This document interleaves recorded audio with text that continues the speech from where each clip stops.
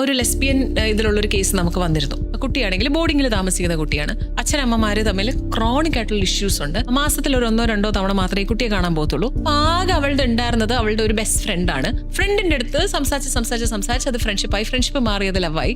അത് കഴിഞ്ഞിട്ട് ഇവർക്ക് പിരിയാൻ പറ്റാത്ത രീതിയിലേക്ക് ഇവർ വളർന്നു. പിന്നെ ഇവർക്ക് മാറാൻ പറ്റുന്നില്ല. എന്ത് ചെയ്താൽ മാറാൻ പറ്റുന്നില്ല.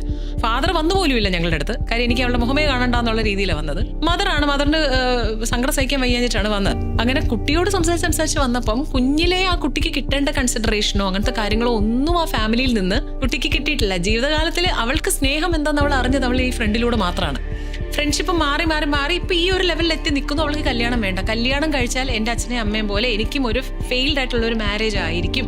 എനിക്കും അങ്ങനത്തെ ഒരു രീതിയിലോട്ട് ഞാനും ആരുടെയെങ്കിലും അടിമയായിട്ട് ഞാൻ പറഞ്ഞ മനസ്സിലായോ, നിൽക്കേണ്ടി വരും. സെയിം ജെൻഡർ ആണെങ്കിൽ എനിക്ക് ആ പ്രോബ്ലം വരില്ല.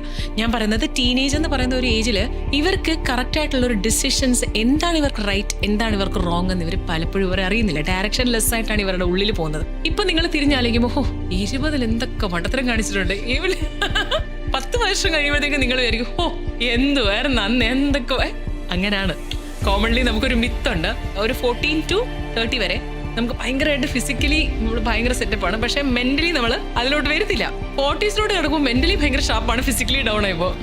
എല്ലാത്തിൻ്റെയും ഒരു ഫൗണ്ടേഷൻ എന്ന് പറയുന്നത് ആ ഒരു ഫാമിലിയുടെ ഒരു എൻവയൺമെന്റിലാണ് നിൽക്കുന്നത്.